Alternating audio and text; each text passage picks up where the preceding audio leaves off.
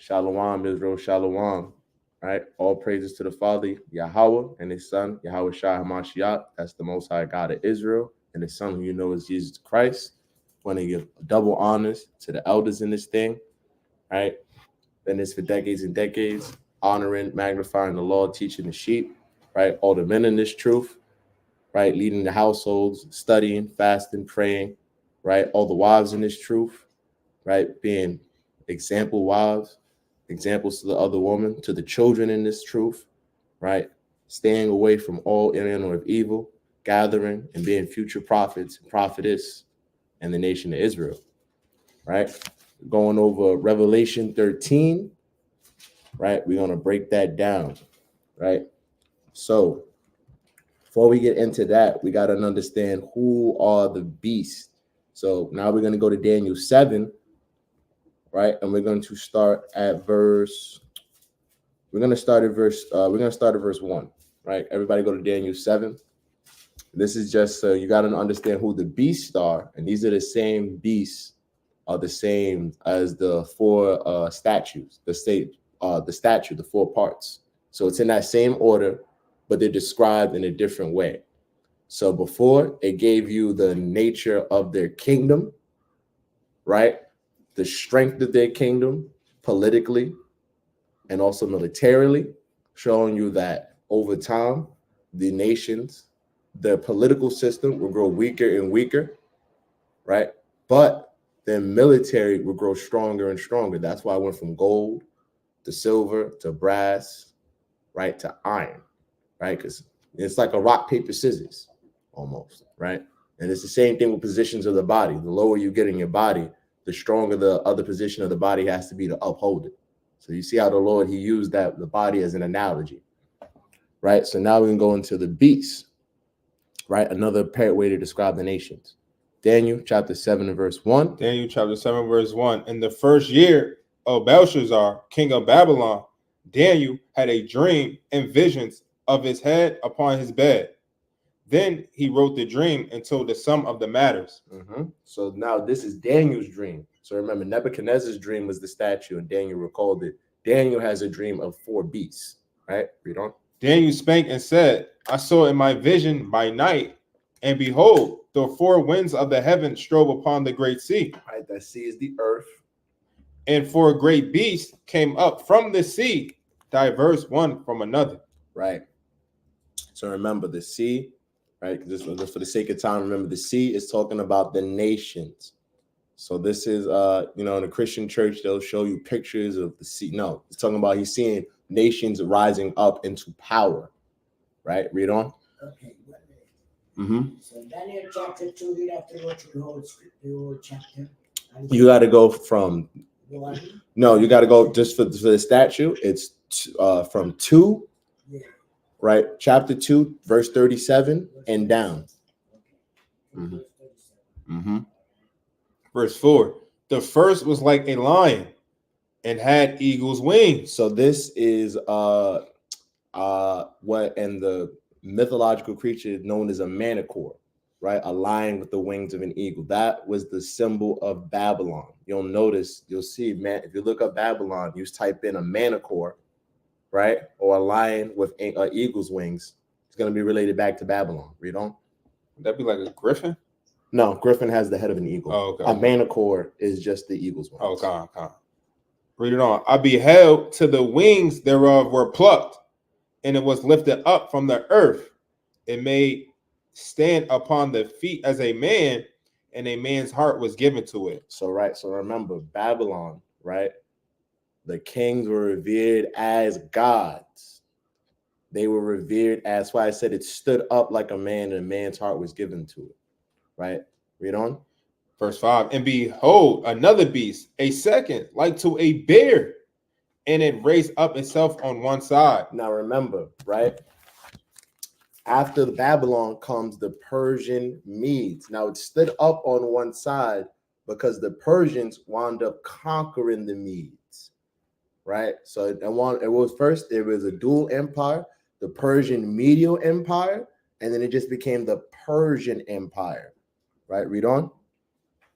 And it had 3 ribs in the mouth of it between the teeth of it. Right. So that those 3 ribs, right? Those are the 3 kings of the Medes, Write right? this down. You have King Croesus, right?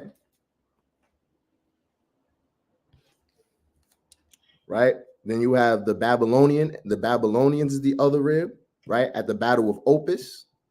The 3rd rib was Egypt, right? And the Battle of Pelusium, right? So I'm going to give you the dates. So remember, so the 1st rib, right? The King Astiges, right?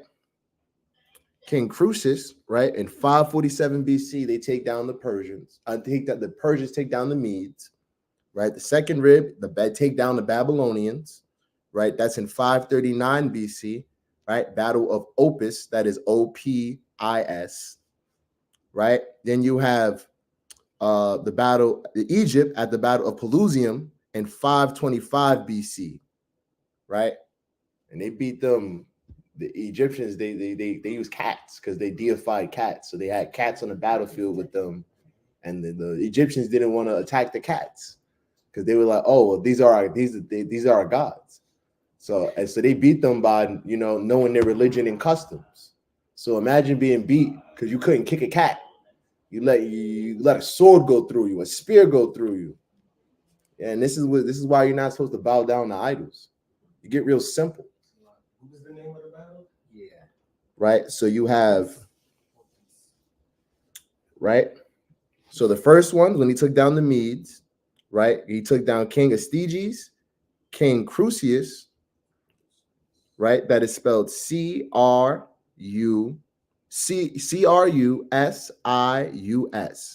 547 BC, right? At the Battle of Sardis, right? What they did was they fought them in the winter, right? And at that time, you didn't fight in the winter, right? You remember if you read in 2 Samuel, right? David, you'll see it says it was the time when kings went forth to battle. So it was spring. Remember back in the old days, battle was a little more honorable. You agreed upon a set time. I fight you. We're gonna gather our armies at sunset. But if you grow up, man, there's really no rules in a fight. So they outwitted them. Right. The second battle was with the Babylonian Empire in 539 BC at the Battle of Opis. Now, I'm giving you the key decisive battles that led to the end. Right. The Battle of Opis, that is Opis. Right. And the third rib was Egypt, the Battle of Pelusium. That is Pelusium in 525 BC. Right, so they took down great kingdoms, and the Persian Empire was vast. Right, the Persian Empire was vast. Keep reading. Verse 5. Continuing in verse 5. And it had 3 ribs in the mouth of it, between the teeth of it, and they said thus unto it, arise, devour much flesh. Because just like a bear, now remember, like a bear is a very powerful creature. Nothing can stand in the way of a bear. At that time, nothing could stand in the way of the Persian Median Empire, right? That is the largest landmass empire. Read on. Verse 6. And after this I beheld, and lo, another like a leopard, right, which had upon the back of it 4 wings of a falcon. Now this is talking about Greece, right? And now it's symbolized. Now the symbol is the leopard. One, it is Alexander the Greek or the freak, right? Alexander the Greek, he conquered the known world in 12 years. So like at the speed of a leopard, he conquered it very fast, right? And it said it had on the wings of it four wings representing his 4 generals. Write this down. His 4 generals were Ptolemy, right? Seleucus, Antigonus, and Cassander, right? Huh? Right? You said you spell it out? He said slow it down. Slow it down now. Thank you. So Ptolemy, Seleucus, that is Seleucus, Antigonus, that is Antigonus,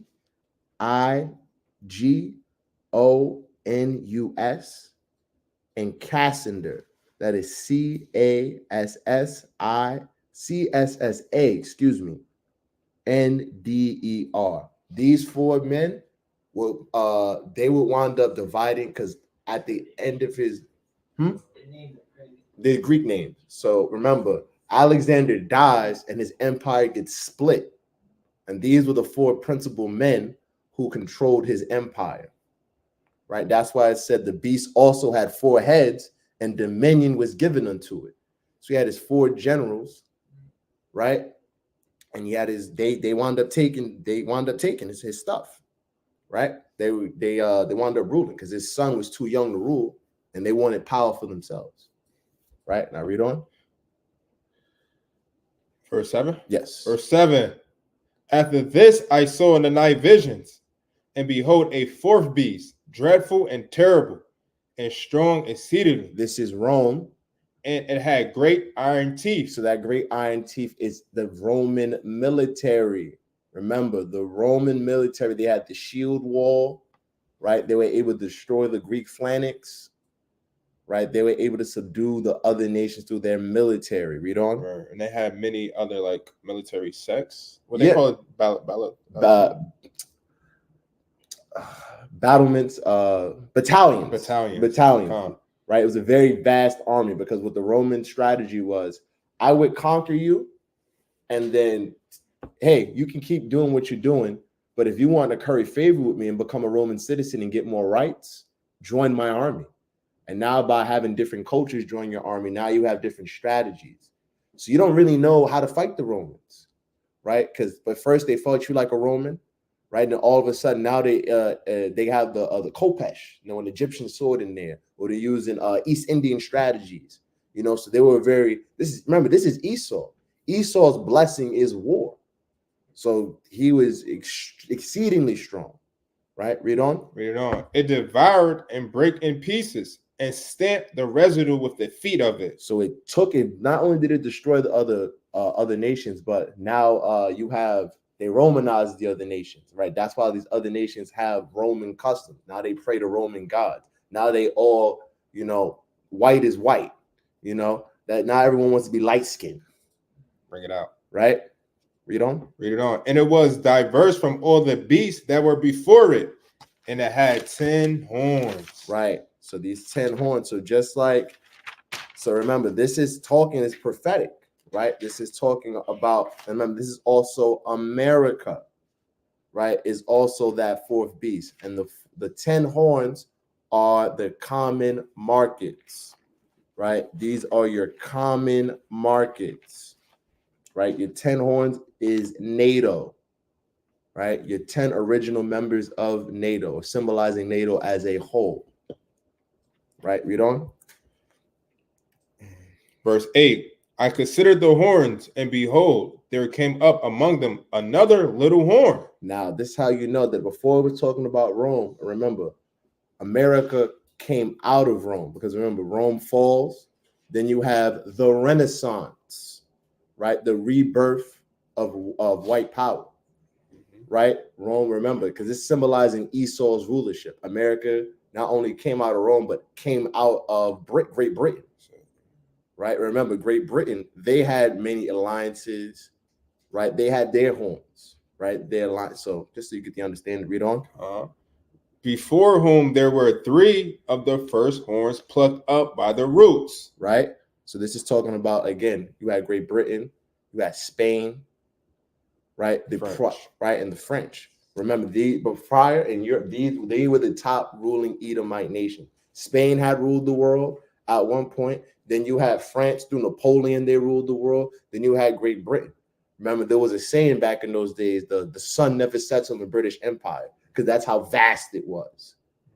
Read on. So to make it more clear for y'all, when it says the 3 of the first horns plucked up by the roots, that means the America, they got rid of France, Spain, and Britain. Right. You got the Revolutionary War, American Revolutionary War. You got the French American War, and they got the Spanish American War. Right. right? Finish it out. Oh, Slakia. Reading on. And behold, in this horn In America, were eyes like the eyes of man, and a mouth speaking great things. so that eyes that symbolizes their intelligence, their knowledge, right? Their philosophy, and that mouth speaking great things that goes into the blasphemies they speak, right? So I broke that down. Now we're going to get into Revelation 13. Now we're going to get it. So now y'all got to understand who the beast are, right? And the precept must be upon precept. You good? Yeah, I was gonna say, I had something. For some reason, I had verse 5. I had wrote Isaiah 45:14. I don't know what that is. That explains the 3 ribs.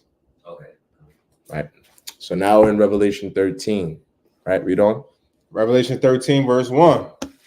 And I stood upon the sand of the sea, Right. and I saw a beast rise up out of the sea, having 7 heads and 10 horns. Stop. So now the 7 heads are different from the 10 horns. The 7 heads represent the 7 Edomite kingdoms, right? Your 7 heads, I'm going to tell you them right now.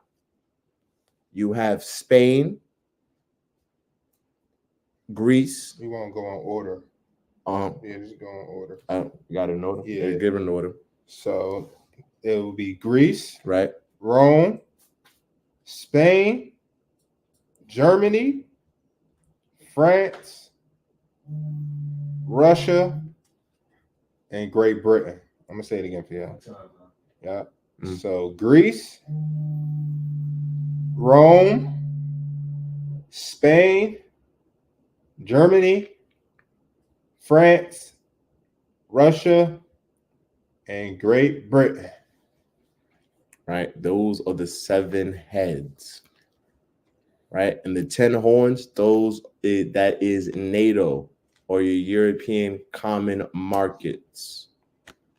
Right. Oh, just a quick question, real quick. When it says and saw a beast, right? Anybody know the precept for beast to explain that beast is referring to men?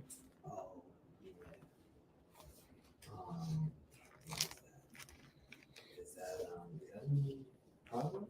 You Close. No. Ecclesiastes 3 verse 18. Let's read it real quick just to prove all things. Ecclesiastes 3 and 18. Read it real quick to prove all things. Right. So he's gonna pull it up, but I'm gonna read it. All right. So Ecclesiastes 3 and verse 18.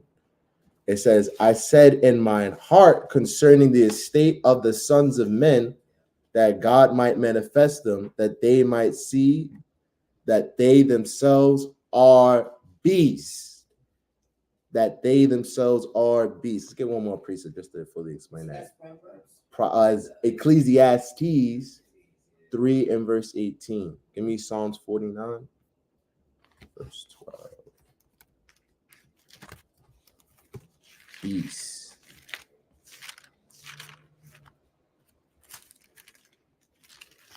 The book of Psalms 49, verse 12. Nevertheless, man, being in honor abideth not, he is like the beast that perish. So this is saying just like a man can be, because just like a dog doesn't think about, oh, I shouldn't bite that bone, or I shouldn't chase that car, just does it. You said 39 or 49? 49. 49. Psalms 49, verse 12. So those 2 scriptures right there explains that. In the scriptures, sometimes beast is regarding to man, according to the context. Okay, Con? It's also Genesis, like the whole. Yeah. Right. Remember. Let's read on. All right, verse 1, read it over. And I stood upon the center of the sea, and I saw a beast rise up out of the sea, having 7 heads and 10 horns. And upon his horns 10 crowns, and upon his heads the names of blasphemy. Right. You guys want to know the first 10 of the European common markets? Sure, yeah, that's the word you use. I was Yeah. Yep. The 10 horns represents NATO And EU. common markets. The common mark. So the NATO is the military side. The European common markets is the financial side. That's how you Financial rule, side, political side. right? So I'm gonna give them to you 10 horns, right? So you have Belgium. These are your 10 horns. Number 1, Belgium, Italy, Luxembourg, Netherlands, Germany, the UK, the United Kingdom, Greece, France, Denmark, Ireland. I'm going to say it one more time. Belgium, Italy, Luxembourg. Where's that at? Luxembourg. The whole country? Yeah, so Europe. Netherlands, Germany, United Kingdom, Greece, France, Denmark, Ireland. Belgium, Italy, I got you. Luxembourg, Netherlands, Greece, France. Germany. Hold up. I need me to say it one more time? All right. Belgium, Italy. Belgium, Italy, Luxembourg. Y'all need me to spell Luxembourg? Luxembourg, Netherlands, Germany, United Kingdom, Greece, France, Denmark, Ireland. Remember, these represent the military and the financial and political.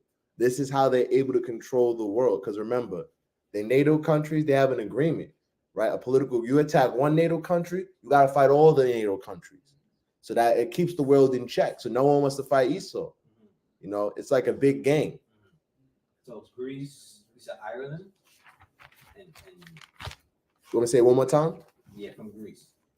Greece, France, Right. Denmark, Ireland. Everybody got it? Let me say it one more time. Belgium, Italy, Luxembourg, UK, France, Denmark, Ireland, Netherlands, Greece. Germany. So I said. Everybody good? All right, hold on. I'm waiting for it. Right? You about to do your crown too? Or is this? Oh, together with the head? that means rulership, Right. kingdoms. Right. So that's how you know. So remember, so America is the beast, right? But they get their power through America. Because remember, when something happens, who do they call? Right? That's like with NATO. That's why you see Trump, he's going into the NATO countries because America is paying most of the bill. And Trump is like, yo, y'all got to pay y'all bills, pay y'all dues. Right? Because it's supposed to be a collaborative group effort, but America is the backbone, the strength. And every conflict that's happened involving NATO, if America has not gotten involved, it doesn't mean anything. Right? We're going to get into why. Right? Read verse 2. Verse 2. And the beast which I saw was like unto a leopard, and his feet were as the feet of a bear, and his mouth as the mouth of a lion. And the dragon gave him his power and his seat and great authority. So now we're going to break this down, okay? So the beast America, right, is like unto the leopard, meaning it's like Greece, because you have the democratic system, right, like Athens, right, and you have the sports and the homosexuality, like Greece. See that? Right? Because remember, in Greece, you had what's called catamites, which was grown men would have a boy lover. Right? That was a normal thing. And it says his feet were as the feet of a bear. So it was like the Persian Medes, because the size of America, right? You have the manifest destiny, where America was greatly expanded, right? You think of there's close to almost 100 military bases all throughout the world. Close to almost 100. Then just like Persian media, you have freedom of religion. Right. Right? In America, you can keep your religion, right? So long as you could be Muslim, so long as you are Muslim American. Yeah, you could be a Buddhist, so long as you're a Buddhist American. Then it's also a dual kingdom, right? You have your Democrats and your Republicans, just like you had the Persians and the Medes. Okay. Now it goes, and now it said also in the mouth of a lion, meaning it's like Babylon because everyone looks to America. They revere America almost like a god, right? But it also goes into the pagan holidays of America. Christmas goes back to Babylon, right? Easter goes back to Babylon. All the pagan holidays, it goes back to Babylon, the root of it, right?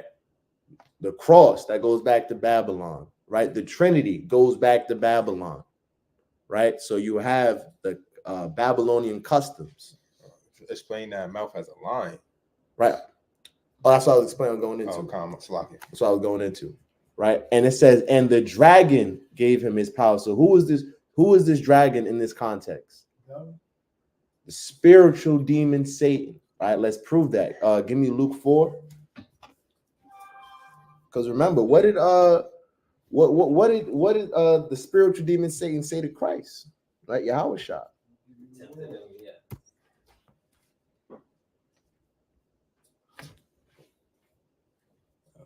Right, start at verse 5. Start at verse 5. Luke 4, verse 5. And the devil, this is the spiritual demon Satan, take him up into a high mountain, showed unto him all the kingdoms of the world in a moment of time. So this is how you know this is happening on a spiritual level, because he's showing him all the kingdoms in a moment of time. So he's showing him, this is Rome, right? He's showing him France, America, right? All the Chinese, everyone, right? And what did he say unto him? Verse 5. And the devil said unto him, all this power will I give thee, if the glory of them, for that is delivered unto me, and to whomsoever I will give it. So the Lord, the Most High God, gave Satan authority over this world, right? Until Yahweh Shah comes. This is the devil's playground, literally. Bring it out. Right? Why do you think all the nations are so wicked? Right? Read on. Verse 7. If thou therefore will worship me, all shall be thine. So this is how you know that they worship Satan, because they're in power and they're not keeping commandments. Right. Right? They're into Baphomet worship, right? Baal worship, right? Moloch worship, child abortion, right? Yeah. What is it? A transformerism. Bring it out. Right? It's wicked out here, man. It's just confusion. Right? Let's get back to the chapter. We have verse 3. Verse 3. Yep. Verse 3. And I saw one of his heads as it were wounded to death. So this is talking about when Rome, this is, write these dates down, 93 AD, right? Septimius Severus, right? The takedown of Rome, right? That was the deadly wound. Read on. And his deadly wound was healed. This is, so now you have the Renaissance, right? That's when the wound gets healed, right? Esau comes back into power, because you remember when Rome fell, right? Was the rise of us in the Middle Ages, the Dark Ages. We became the Moors. And where was the white man living? In the mountains and in Europe as slaves. Right? So they was in the Caucasus Mountains of Georgia. That's why we call them Caucasians. And they were cavemen. That's where you get the cavemen, your Neanderthals, your Oonga Boonga men, right? While we were building castles, they were, sleeping with each other. That's why you see all these deformed bones and all this other stuff. They went, nah, this is an evolved man. No, that's your ancestor. That is your ancestor, Doag, right? Read on. And all the world wondered after the beast. Right? So they all wondered after the beast. So everyone worshiped the beast, right? Because remember, after the Renaissance, right? Write this down. The Renaissance started 1453. 1453 was the start of the Renaissance, right? And Renaissance just means rebirth. It means rebirth. birth, and they wandered after the beast. Now I'm gonna give y'all a quick 1453. Now I'm gonna give you a precept to show you that the Renaissance is documented in the Bible, that it would happen prophetically.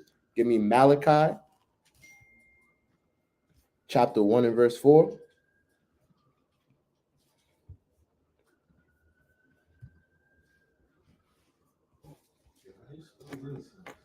Just put on rebirth. The rebirth. Yeah, just put rebirth. Gotcha. Spell it as best you can for right now. And As long as you can understand it. right.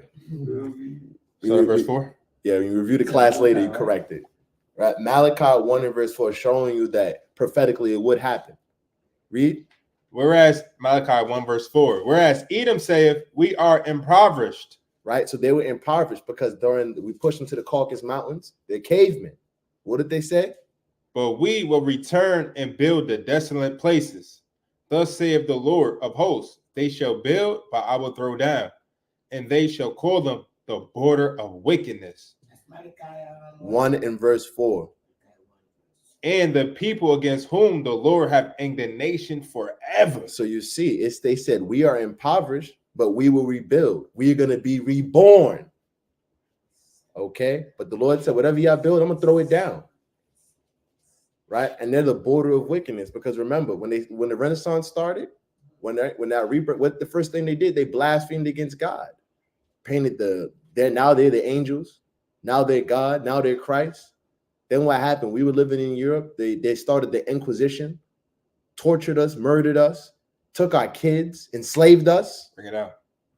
So they're the border of wickedness. And that's known all over the world because while Judah was getting the Inquisition in Spain and Portugal, the Northern Kingdom was getting the Inquisition in the Americas. So we were always getting tortured at the same time. We are one people, right? Get back to Revelation. Yeah, verse 4. Verse 4. Verse 4. Revelation 13, verse 4. And they worship the dragon, which gave power unto the beast. So the other nations worship Satan through worshiping the beast, through worshiping America. Because now you have now other nations. Now this cave my daughter's gay. You know that my lineage stops with my son because he's a flaming homo. You know that they do that. You didn't eat pork before, but now you eat baby back ribs. You know, so now they worship Satan. Right. Another example of worshiping the dragon. You got your Illuminati, secret societies. Right. You got the music. There you go. Then you got your pagan holidays. There you go. Right. Read on. Read it on. And they worship the beast, saying, who is like unto the beast? Who's like the white man? Who is able to make war with him? Now, this is how you know, right? How they can't now they can't make war with him. Why? Give me Isaiah 54 and verse 16. Right? 2 precepts I'm gonna show you. Why can't they make war with the beast with America? Because after 1945, no one wanted to fight the white man really no more.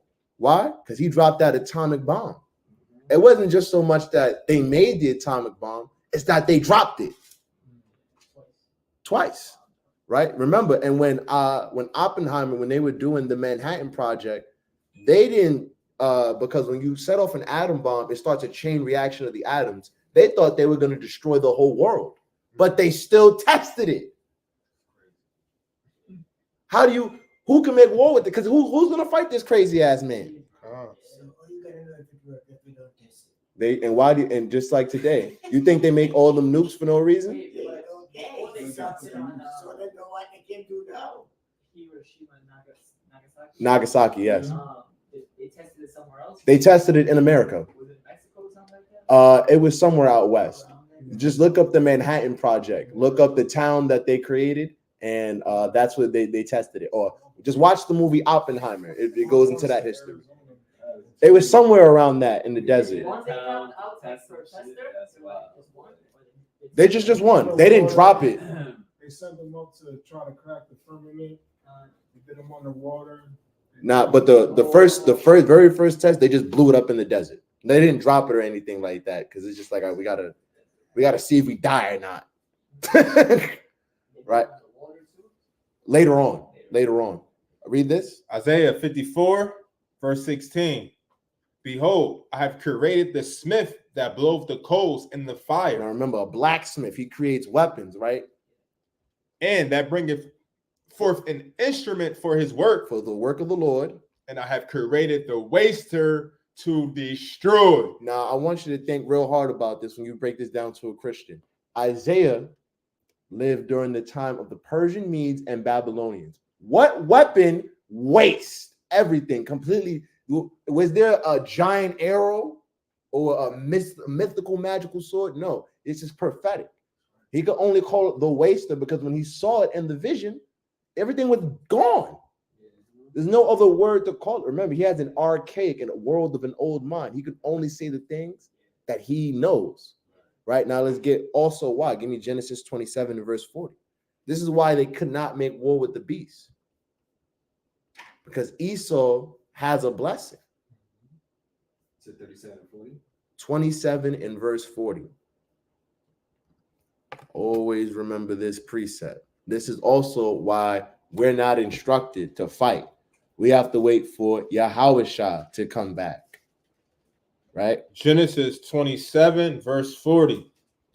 And by thy sword shall thou live. So they live there.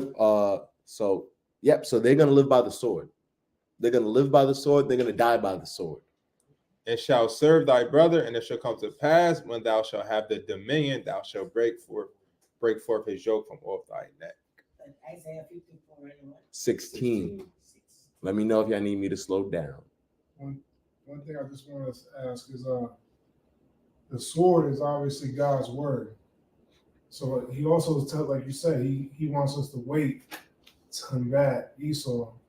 At the same time, it's like he's, fighting himself. What does that mean? So when it says thou shalt live by his sword, so this is talking about like an actual sword. Esau is actually gonna live because the sword just symbolizes weaponry. Weapon making. Weaponry. Yeah. Just means symbolized because remember, let's look at history, right? The gunpowder was invented by the Chinese, and they invented the gun. They wound up selling gunpowder to Europe. Europe winds up creating bigger, stronger guns than China could ever imagine. And then during the Great Britain, the opioid crisis of China was like, we don't want to sell opium to our people no more because it's getting our people high. It's a drug epidemic. You know what they did? They went over there with the same gunpowder that they sold them with better ships, better guns, and subdued them and said, y'all gonna sell that opium and y'all gonna get high and like it. And that's just one example. Right, his blessing is war. Think about you look at the weaponry of today. You have drones, lasers, rail guns, things you can't fathom or imagine. Right? Technically, it was over in Asia because they had very old guns. But the first modern gun, as we know it, that's Esau. That's Esau because you have think of your different gun. You have Smith and Wesson, Browning. You said that's the first gun was in Asia. Yeah, because they invented gunpowder. Why can't it still be Esau? No, because I'm saying they invented gunpowder. They invented the use of gunpowder. They would fight with fireworks, and they had like an very archaic gun. You would have the gunpowder, and you would just ignite it, and it would shoot. You had a very old. That was the earliest version of a gun, but they saw that invention. They took it. And instead of now just having a light, now you have a rifle. You invent rifling. Now you have instead of shooting just something right, now you have a bore. Now instead of having fireworks, I'm gonna shoot a cannon. Instead of now that you have a 3-man mounted crew, now I'm gonna put it on my ship. Now my ship has thousands of these. How do you fight that? He's taken what you did and he's multiplied it to the next level. Everything Esau has created was a weapon first. Look at the microwave.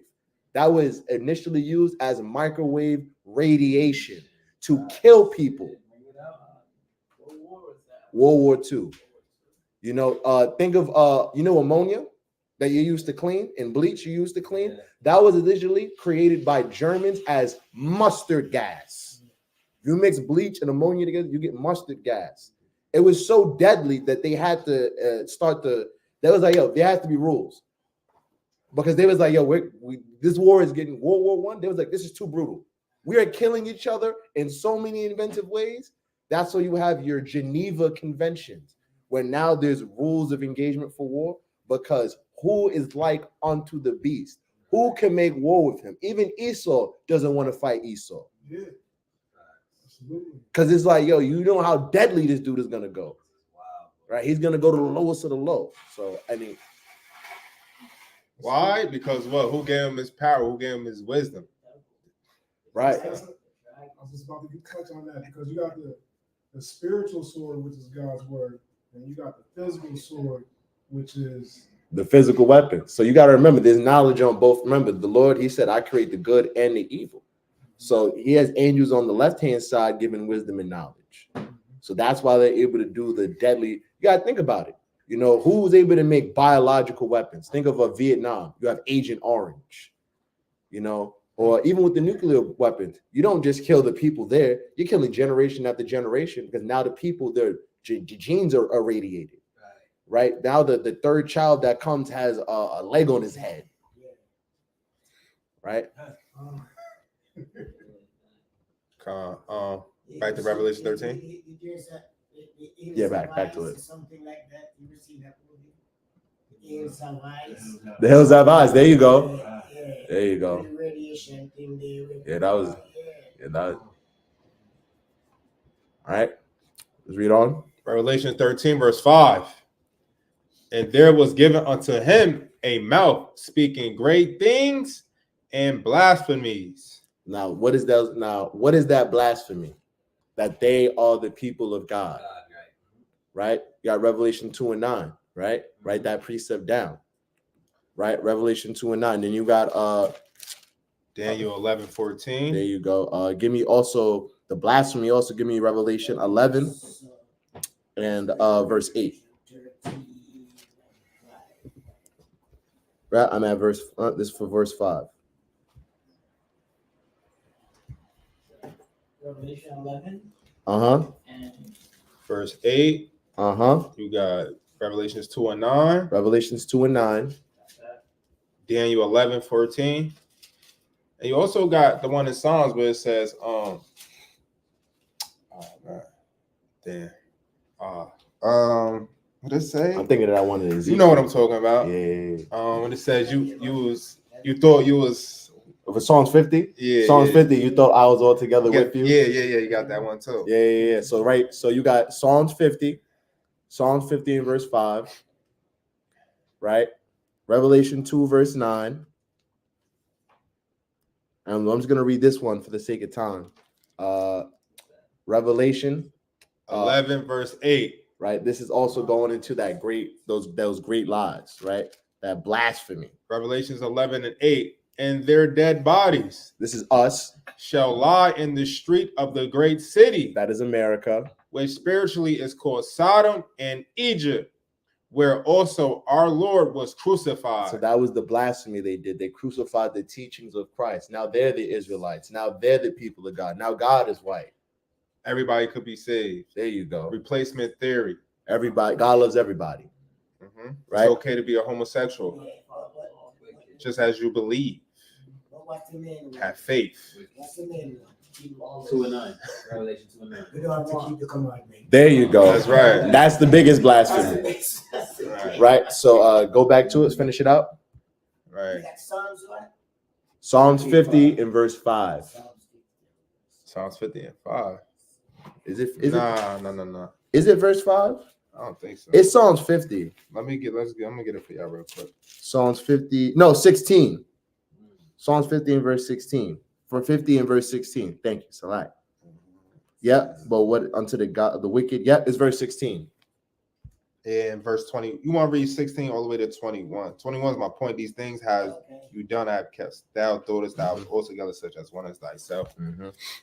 So 16 to 21. Thank you. All right. Con?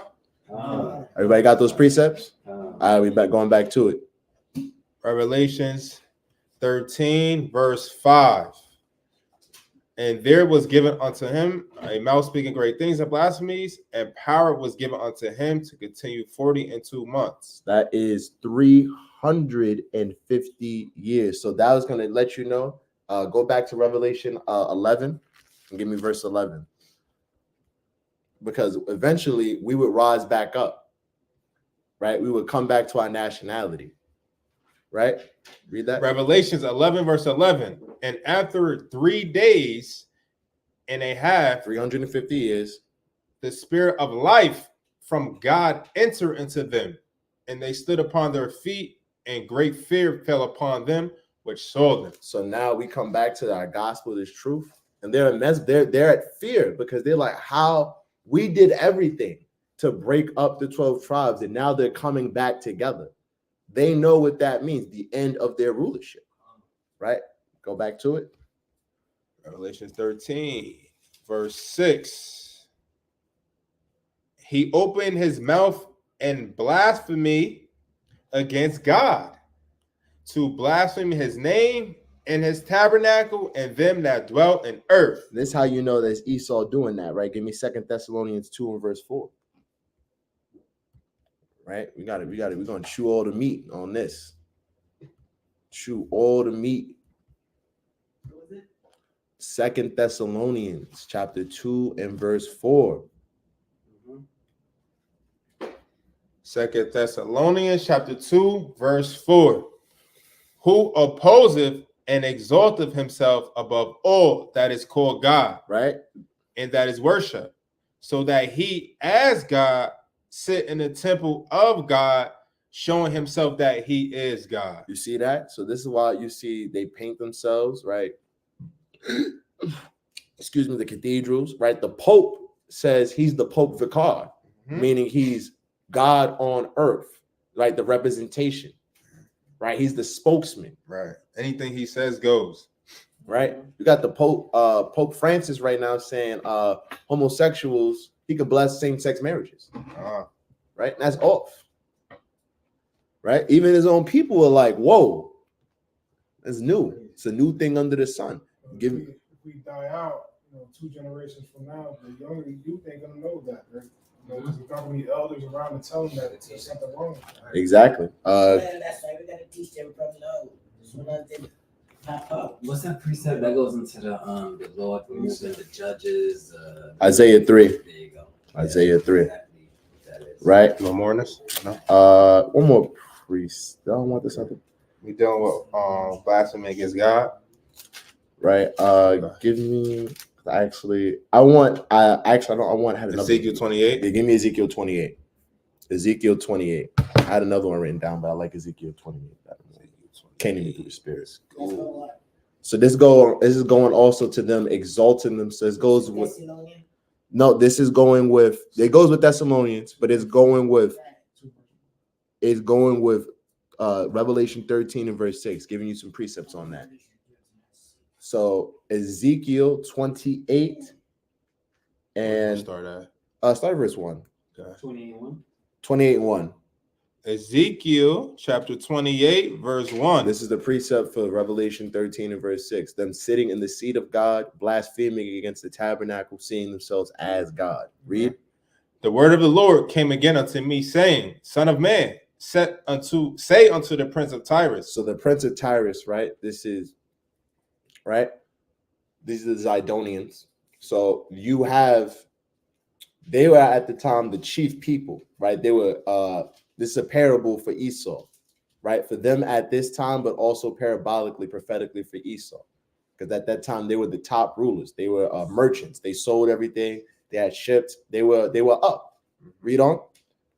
Yeah, they was like modern day BJ's, Sam's Club, Walmart. Right before the world. Right. FedEx, UPS, they get it. You want it, Yes. they get it to you.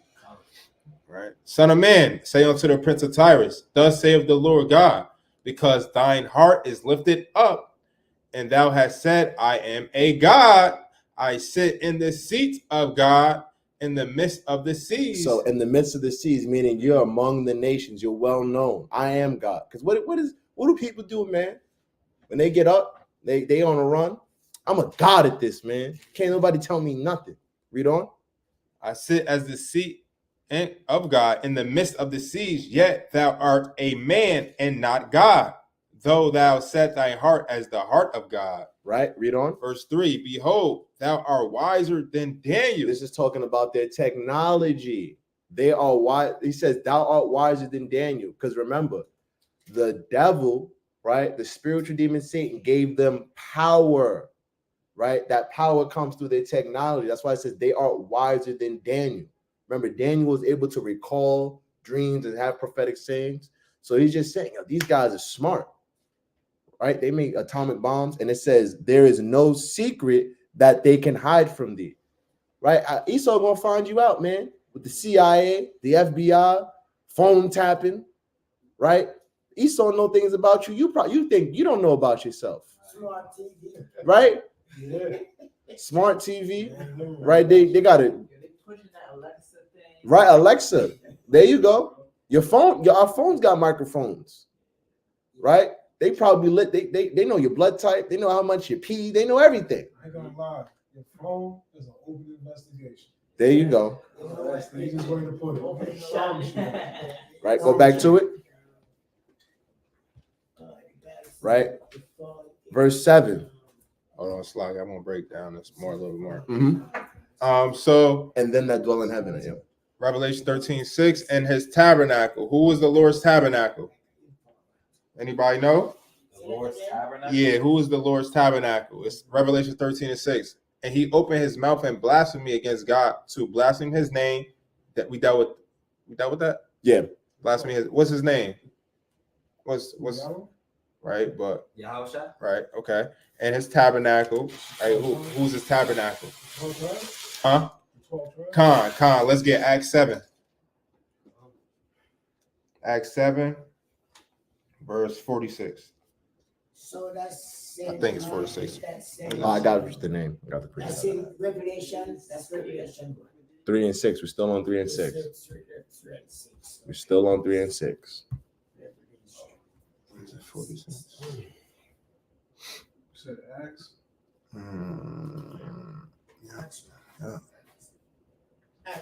Acts 7, 46. And This is going into the tabernacle, proving that Israel is the tabernacle.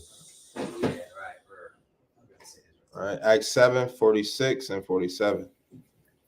Who found favor before God and desired to find a tabernacle for the God of Jacob, right? But Solomon built him in house, right? So we know that the tabernacle is for Israel, right? To offer up sacrifices, to offer up praises, right? Okay. And this is for the name of God. Give me Revelation 19. Verse 13. Start at 12, just so we get the Wait, that proof the tabernacle is Israel. Israel. Yeah. For It's same thing. Same thing. One and the same. It's either one. Revelations 13, verse 12. 19. Oh, 19, Salaki. Verse Start- 12 and 13. Right? Revelation what? 19 and verse 12. This is when they're talking about the name. Remember, it said they blasphemed his name. Right. Right? So read that. His eyes were as a flame of fire, and on his head were many crowns. That's how you know it's talking about Christ, right? The eyes of the flame of fire, his head of many crowns, because he's going to conquer the nations. They're going to subdue them. Read on. And he had a name written that no man knew but himself.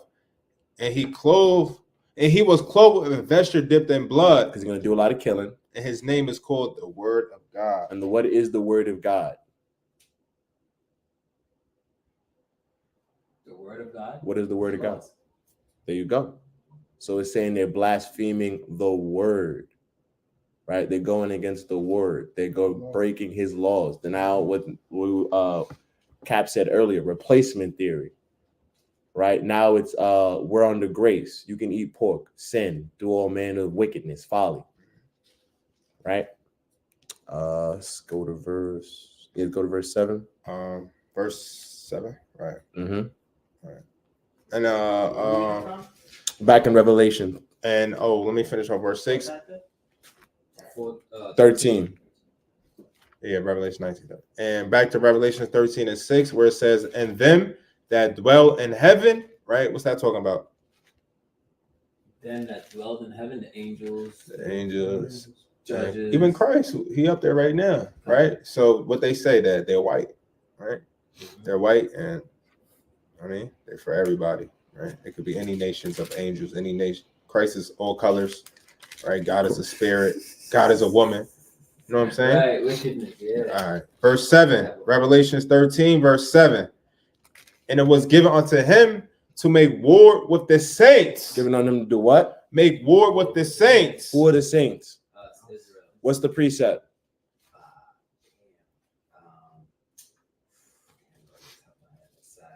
What's the precept for the saints? Isn't that Come on, Kanak. that's For the saints. is that in Psalms? Yeah. Okay. That's Psalms. Probably get on my hizzy shit. Yeah, I got 30 seconds. You know Gabar? Elder Gabar? Psalms That's a song. 148, verse 14. Man. And I have this on your holsters. Psalms 148, verse 14 is the saints. Remember, it says, through thy knowledge, through thy precepts, I receive knowledge. Through thy precepts. 148 verse 14. 14. That's right. Right. That's one of them. Another one is Psalms 50, verse 5. Right. So we are the saints. So it was given unto him to make war with the saints. Right. And what was that war with the saints? Deuteronomy 28 and 48. Right. 70 AD. Right. Besieging us. The Spanish Inquisition. That's right. The different captivities we had under Esau. Right. With the Dutch, colonialism, black codes, lynchings, alligator bait, police brutality, school to prison pipeline. Bring it out. Private prison. This is making war with the saints. Deuteronomy, I'm sorry. 28, 48. Deuteronomy 28 and 68. That was them making war with the saints. Right? Putting us into slavery. Us having to go to Esau and the want of all things. Let's just get that real quick, just for the new people. Get that real quick for the new people. All right, because we are the Israelites. These curses, those things only happen to us. Somebody's phone ringing? Yeah, I can hear something. Is it yours? Mm-hmm. Is you? Right. It's the book of Deuteronomy, chapter 28, verse 68. And the Lord shall bring thee into Egypt again with That is ships. slavery. That is captivity. You read in Exodus 20. Egypt was the house of bondage. Right. Read on. By the way whereof I spake unto thee, thou shalt see it no more again. Because we're going to be taken out of our homeland on ships, sold into slavery on ships. And there you shall be sold unto your enemies for bondmen and bondwomen, and no man shall buy you. No man's going to redeem you. Jump up to 48 real quick. Verse 48. How else will he make war with us? When we're here, what's going to happen? Therefore shall thou serve thy enemies. Thine what? Thy enemies, Mm-hmm. which the Lord shall send against thee, and hunger, We're going to serve them in hunger for food. We got to go to our enemies. and in thirst, We got it for water. We got to go to our enemies. and in nakedness, You want to clothe yourself. You got to go to your enemies. and in wants of all things. You want an apartment. You want a bank loan. You want understanding. You got to go to the white church. You want an education. You got to go to the white school. Right? And he shall put a yoke of iron upon thy neck until he have destroyed thee. So the yoke is going to come off, but the chain's going to be invisible. Right? Now you don't got to kill them. I've taught them to kill themselves. I've taught them hatred and murder so well, they kill each other. I don't got to poison them or do anything to them. They do it for them. There's a KKK member. He said, abortion clinics. He said, this is the dream.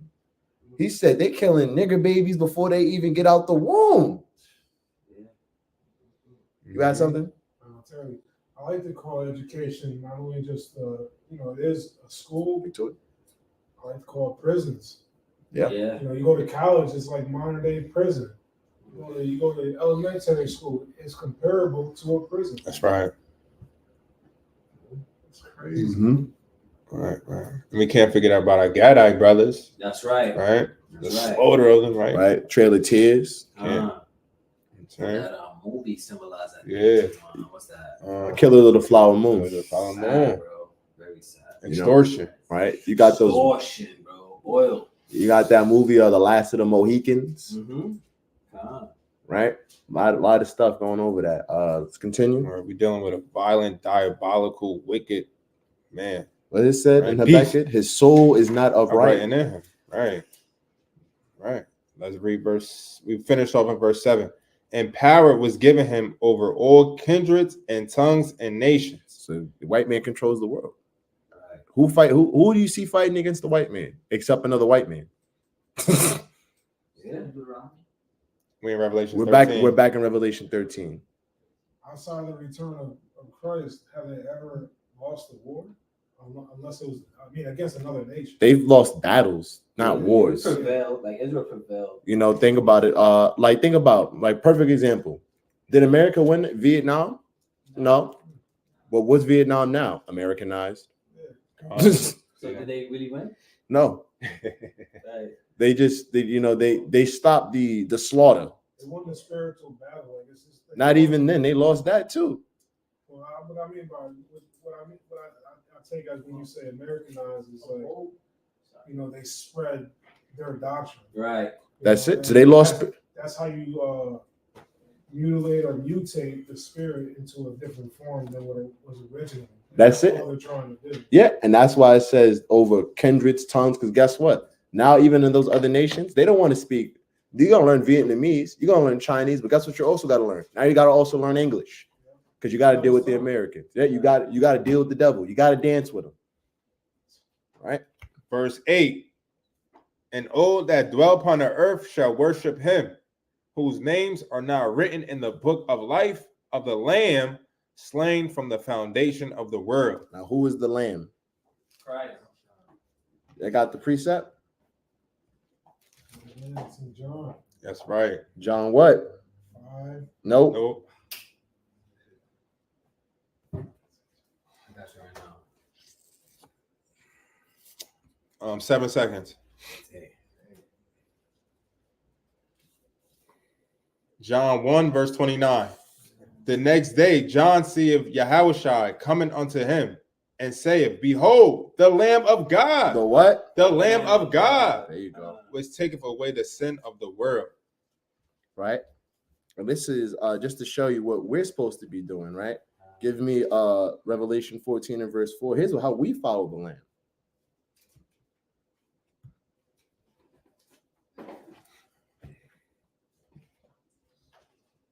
Say Revelation 14. I'm gonna stay on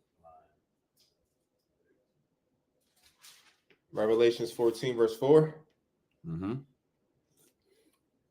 These are they which were not defiled with woman. So this is talking about not just, so it's not saying if you got a wife, you're not getting into the kingdom of heaven, you're defiled.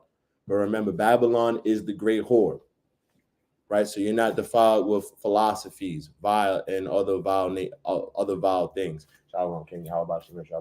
Safe travels, right? You're not defiled with other philosophies or doctrines, right? Read on, For they are virgins. right? These are they which follow the Lamb whatsoever he goeth, right? To explain, to break it down more plain, for they are virgins. 2 Corinthians 11, verse 9. Let's see if I'm right. To make it more plain, because you know how these Christians get, right? 2 Corinthians 11, verse 9, is it?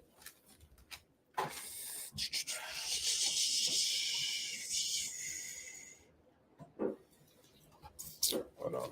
Bear with me. Right. So y'all following me? Y'all following me, right? I know we're only in the 7th verse, but you see, this is a very deep chapter. 11, verse 2. So I get 11, verse 2. All right. 2 Corinthians 11, verse 2. For I am jealous over you with godly jealousy, for I have espoused you to one husband, that I may present you as a chaste virgin to Christ. So we are, Christ is likened unto our husband because he loves us like you would love your wife, right? And we're just like in those times when you had a wife, she was supposed to be a virgin, meaning she's supposed to be pure, So we have to present ourselves as pure. So, That's right. right. So in verse 8, when it says they're not written in the book of life, meaning not following the Lamb, meaning then these people, this is even among our people as well. Right? A lot of our people are not, they're gonna be blotted out that book of life. They are going to be blotted out that Read book on, of King. life. Yeah, read on. Verse 9. If any man have an ear, let him hear. He that lead into captivity shall go into captivity. Right? He that kill with the sword must be killed with the sword. Here's the patience and faith of the saints. Now we're gonna break this down real quick, okay? Now it says, here is the patience and faith of the saints. Like one more time. What's the precept for the saints? What's the precept for the saints? Deuteronomy 28, Psalms 148. In verse what? 14. Y'all did it together. Y'all did it together. Y'all did it together. All right. So he that leadeth into captivity must go into captivity. Let's prove that. Give me Isaiah 14. Isaiah 14. Isaiah 14. Bring it out. Do I want to start at the top Right. or do I want to just go straight to it? And then just to elaborate on how we worship the white man, we do it by his politics, right? His policies, democracy, his religious ways, and also traditions. Christmas, right? Mother's Day. Actually, jump. Right. Give me read 1 and 2 and then jump to 21. Isaiah 14, verse 1. For the Lord will have mercy on Jacob Mm-hmm. and will yet choose Israel and set them in their own land, and the strangers shall be joined with them, and they shall cleave to the house of Jacob. So they're going to be teaching them the law. They're going to cleave onto it because they're going to realize we are the sons of God. They're not. It's going to be accepted. There's no debate. Read on. And the people shall take them and bring them to their place. Where's their place? And the house of Israel shall possess them in the land of the Lord for servants and handmaids. And they shall take them captives, Slaves. whose captives they were, and they shall rule over their oppressors. Makes my teeth white. Right? Now jump down to 21. That's explaining the going into captivity. But let's explain the killed. He who kills with the sword must be killed with the sword. Let's get a precept on that. Verse 21. Prepare slaughter for his children. Prepare what? Prepare slaughter for his children, for the iniquity of their fathers. They do not rise nor possess the land, nor fill the face of the world with cities. Now this is a cut for anyone who says, "Oh, but bro, it was my father who did. It was my great grandfather who was a slave owner." Well, you benefit from that, and you are your forefathers the way we are our forefathers. Right? Those people who were doing the lynchings and things like that, guess what? They had kids and passed on that mentality, those ideas. Yo, Jimbo, no matter what you do, never let them niggas get one over you. Right? Let's get one more precept, right? Bring it out, okay? Give me You want to get the classic? before we get the classic, this is what we got. Give me Joel 3 and 5 and 8, 5 through 8. Give me Joel 3. Then we can get the. Then we're gonna explain the faith and patience of the saints. Joel 3, 5 to 8. 5 through 8. Joel 3, verse 5. Because you have taken my silver and my gold, and have carried into your temples my goodly pleasant things. So this is what they did, right? They stuck, because remember, we are the jewels, right? That's why the jewels. We're God's silver and gold, but they literally also physically, when they destroyed our temple, took us into captivity, they destroyed our temple and took the gold. And that's how they got their riches. The Spanish Inquisition, we had all the gold, the money. We built those castles you see, that was our castles. When they took us into captivity, they took everything from us. Right? Verse 6. The children also of Judah and the children of Jerusalem have you sold unto the Grecians, that you might remove them far from their border. Right? Behold, I will raise them up out of the place whither you have sold them, and will return your recompense upon your own head. So whatever they did to us is going to happen to them. They killed us. They enslaved us. They're going to be killed. They're going to be sold. How do we know? Next verse. Verse 8, and I will sell your sons and your daughters into the hand of the children of Judah, and they shall sell them to the Sabians, to a people far off, for Yahweh have spoken it. So they're going to go into captivity. You know, you're going to be your slave. You know, you're going to be sending him to do tasks. You're going to give him heavy burdens. Right? Now we're going to get the classic. Give me, oh yeah, there we go. Psalms 149. We're going to start at verse 5. This is talking about the patience and of the saints. Let the saints be joyful in glory. Let them sing aloud upon their beds. Right? Let the high praises of God be in their mouth, and a two-edged sword in their hand. Now, this two-edged sword is not the word of God. This is talking about you're going to have an actual sword. Right.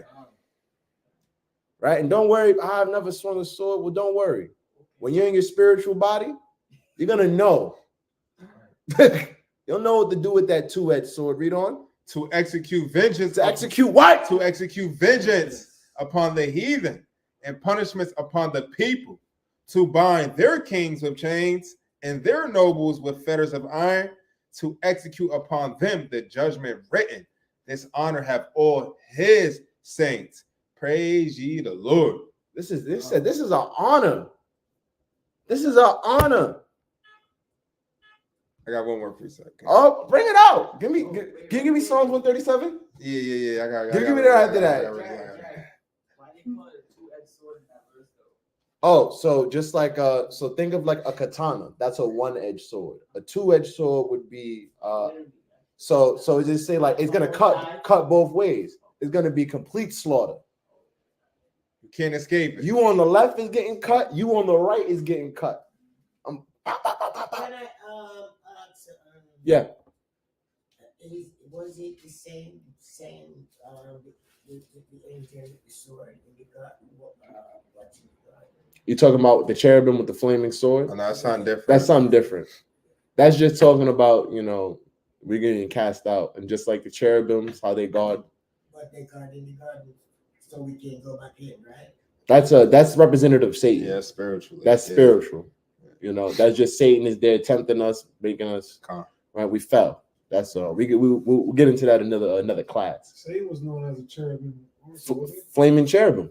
That's what he is. Yeah. Going to and fro. The fire destroys.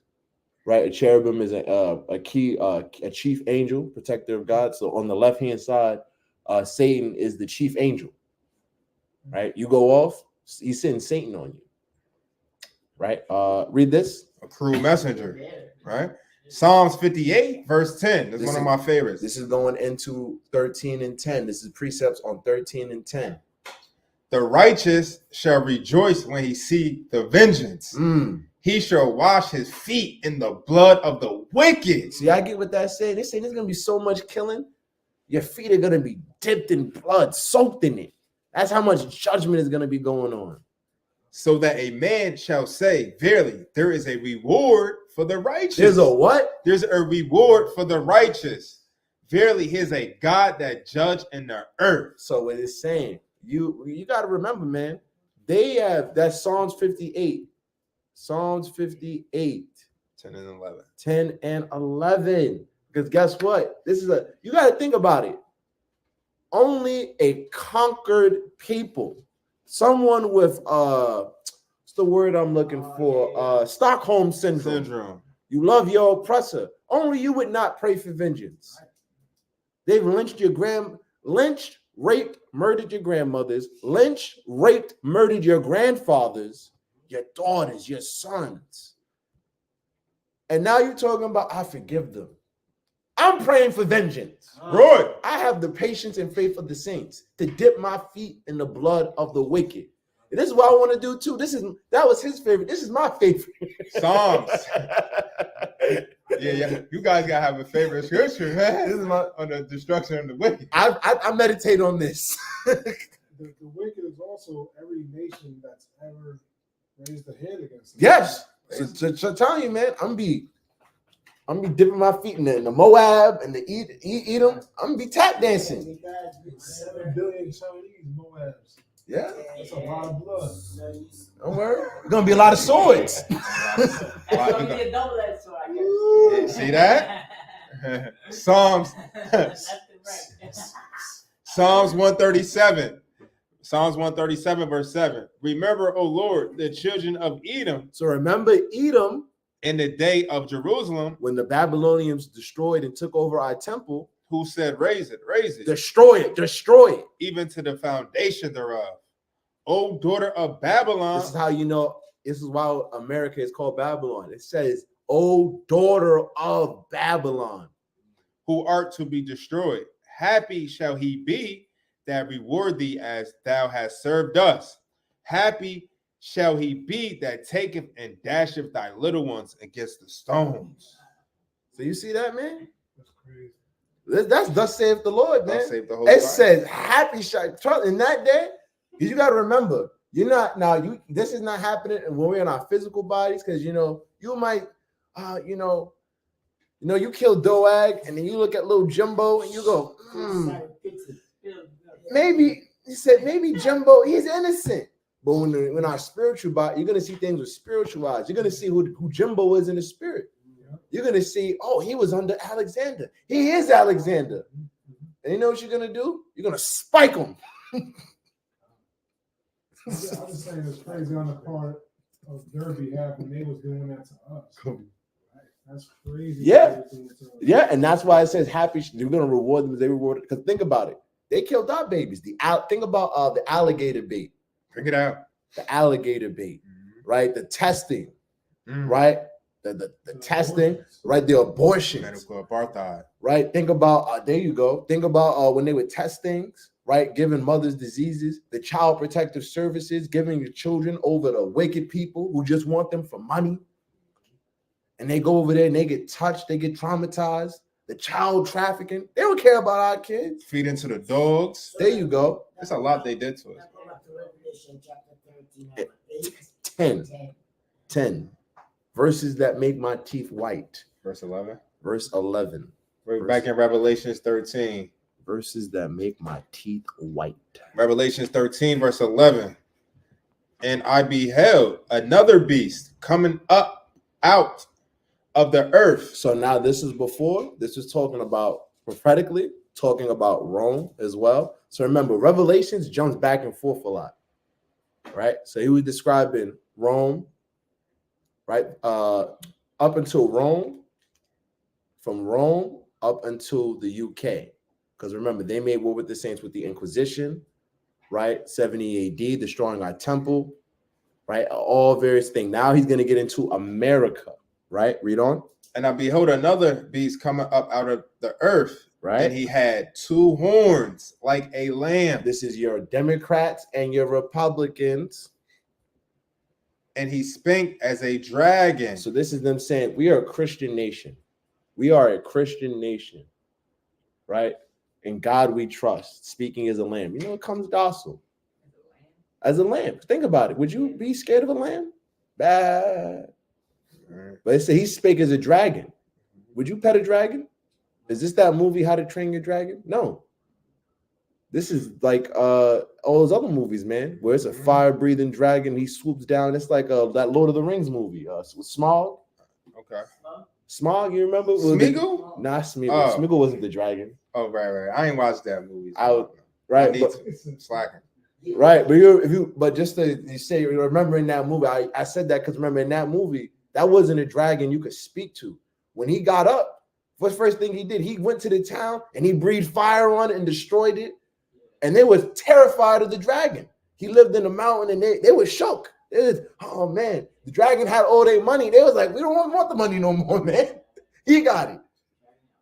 Right? So he said he spake as a dragon. What does a dragon symbolize? Terrifying power. Yeah. That's the military.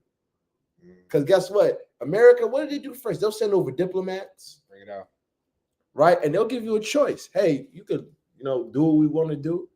what they say is we'll send in the jackals. Jackals. The jackals are people who they send in and they topple your government. Work all of that and some. What is it? They call them something hitman? Yeah. A political hitman. Political hitman. Right? You look up the U.S. jackals or their political hitman. But when they send in the jackals, they're going to destroy your country, take over your leadership. This is him speaking. Now, this is how you know that this is talking about America, right? This is talking about America. Now, read the next verse. Verse 12. And we got to remember before they sent financial hitmen, it was the Jesuits. There you go. There you Bring go. it out. The Jesuits. Right, your missionaries. Right, they came as a lamb. Right? But they were speaking as a dragon. Right? Oh, bow down to Christ and come. And then you go, no, we're Hebrews. Right? And then what happens after that? Then the conquistadors come. Right? And now you're forced that conversion at the point of the sword. And bring it to today. We don't want to accept homosexuality to our country. Well, we're going to put sanctions on you. We're going to starve your people out. No one's going to trade with you. Your GDP is going to plummet. You're going to become a third world country. And then we're going to invade you when you're at your weakest, install a puppet government, and then gay people can marry.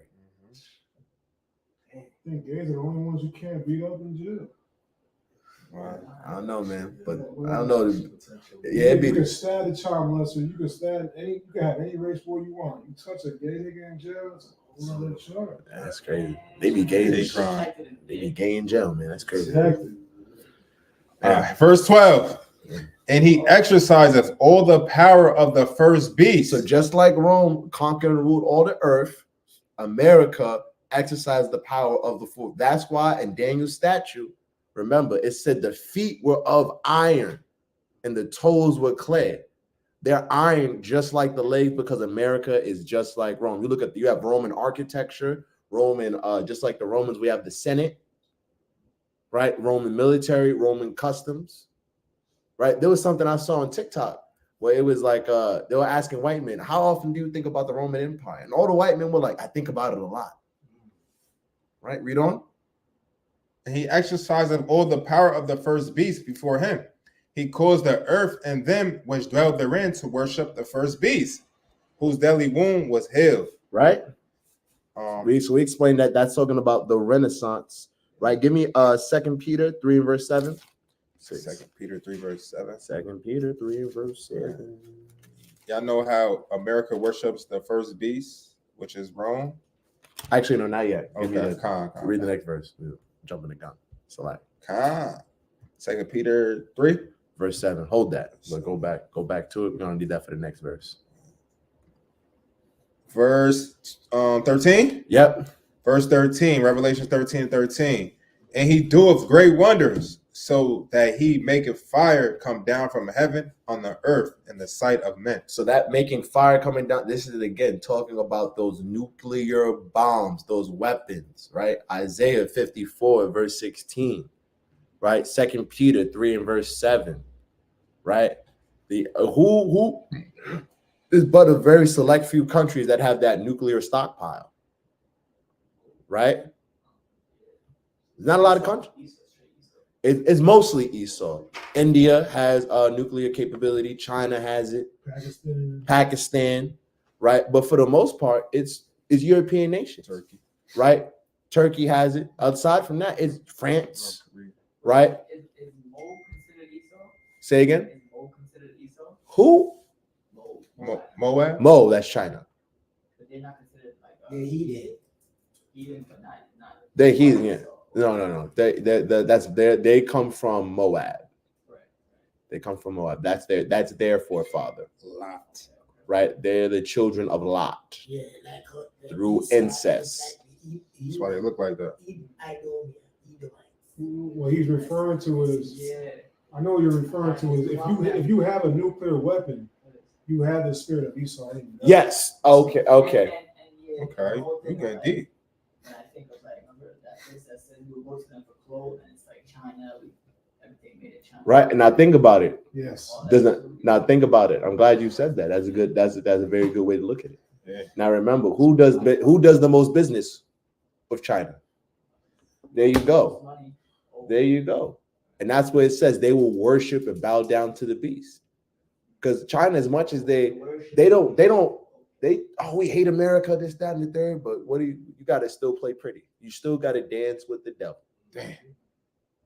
Still got to dance with the devil. Shit is deep, y'all. Read on. Verse 14 or 13. Whatever you want. Yeah, read on. Yeah, 13. 14. Sorry. Verse 14, Revelation 13:14. And deceive them that dwell on the earth by the means of those miracles which he had power to do in the sight of the beast. So he deceived them how? Because now they worship him. Now we can't fight against this dude. This dude is God, right? Because you got to remember, in 1948, right after they dropped that bomb, now they pushed mass propaganda. Right now they're leaving the white image of Jesus Christ everywhere. Right now, propaganda. Remember, comic books. Right, you have anime. Right, that came from American soldiers leaving their comic books in America, in Japan. Right, and that spread out. And why do you think you look at anything? They're Japanese, but every character they draw looks like a white man because they deceived by the beast. Right. This is where you get now everyone just worship. They bow down to the beast. So they were deceived. After that, Christianity becomes a real powerful global thing because they're subdued by the beast, deceived by the beast.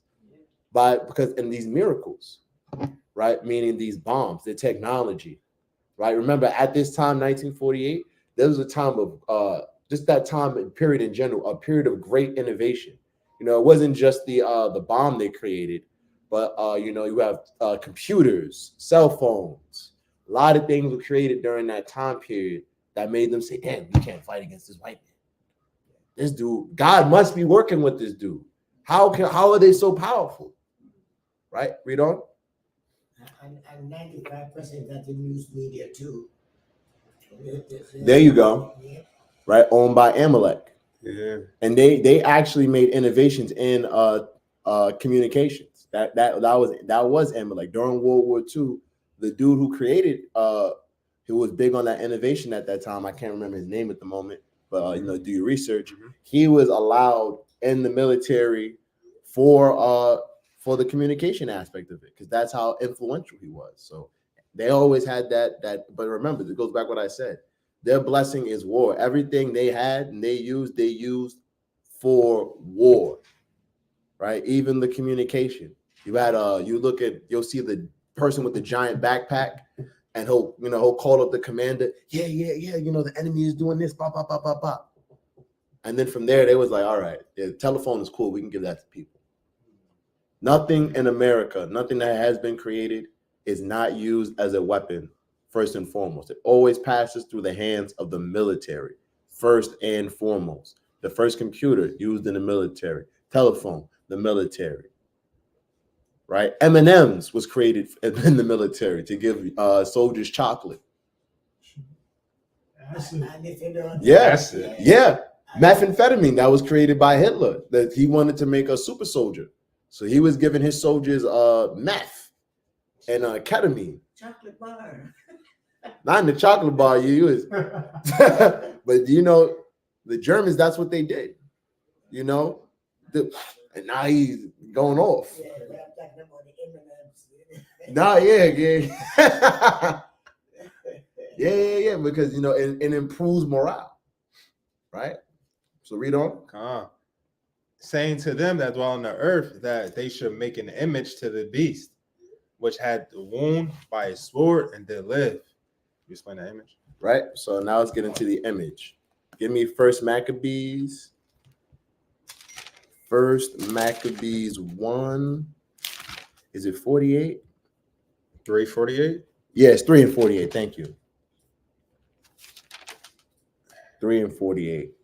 This is them taking the image, right? Taking the image and giving making the image, right? Read on. All right. We almost done. First Maccabees 3, verse 48. And laid open the book of the law. Took our Bible.